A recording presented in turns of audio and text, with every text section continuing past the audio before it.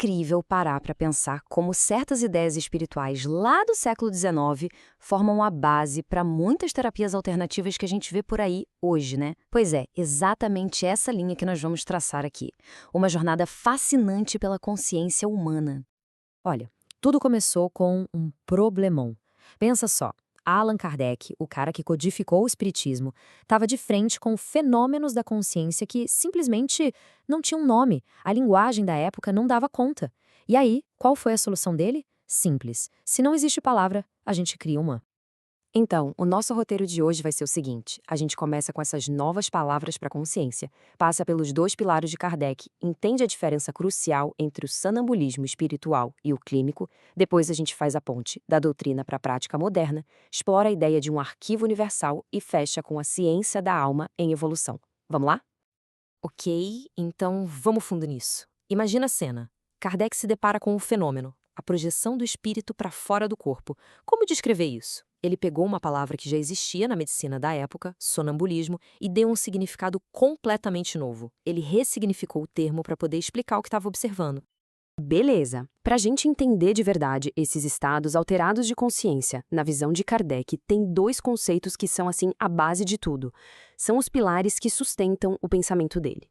E a gente vai olhar para cada um deles agora.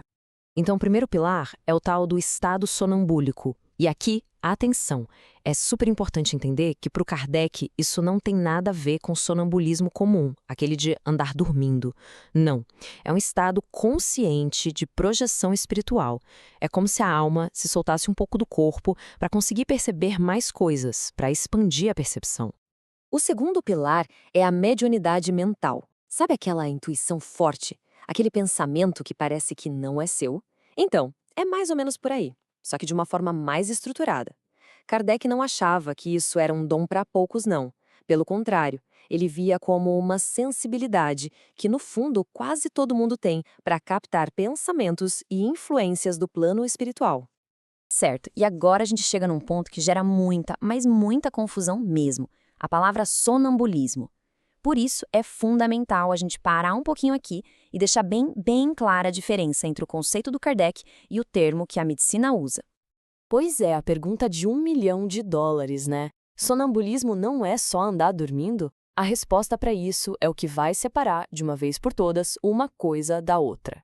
Vamos ver. E essa tabela aqui, olha, deixa tudo preto no branco. De um lado, o estado sonambúlico de Kardec. A pessoa está consciente, ela está ciente do que está acontecendo. É um transe e, o mais importante, as memórias são retidas. É visto como uma emancipação da alma. Agora, do outro lado, o sonambulismo clínico, o da medicina. A pessoa está inconsciente, agindo no automático, acontece no sono profundo e, o principal, não tem memória de nada depois. É um transtorno do sono, uma questão neurológica, ou seja, são duas coisas completamente diferentes.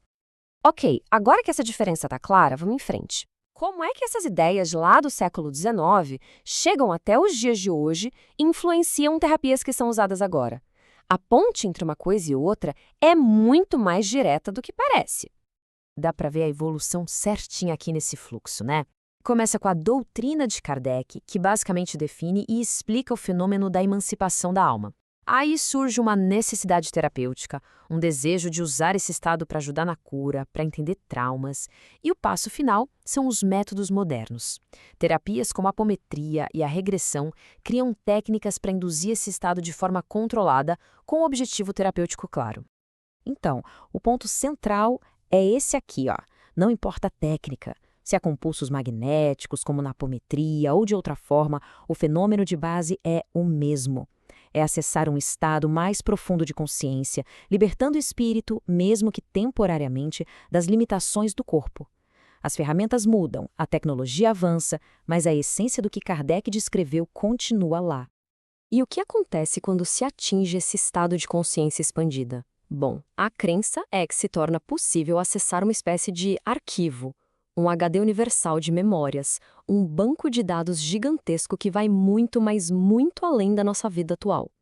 E segundo a doutrina espírita, sim, é possível acessar memórias de vidas passadas. Mas tem um porém muito importante, não é para ficar bisbilhotando por curiosidade. Isso aconteceria só com um propósito realmente útil, sabe? Com a permissão dos espíritos superiores, sempre com o objetivo de aprendizado, de evolução. E agora uma coisa que é fascinante. Essa ideia de um arquivo de memórias coletivas, ela não é exclusiva do espiritismo de jeito nenhum. A gente encontra esse mesmo conceito em várias outras áreas do conhecimento, só que com nomes diferentes. Olha só que interessante. Na psicologia, Carl Jung chamou de inconsciente coletivo. O biólogo Rupert Sheldrake fala em campo morfogenético. Lá na teosofia é o famoso registro acástico.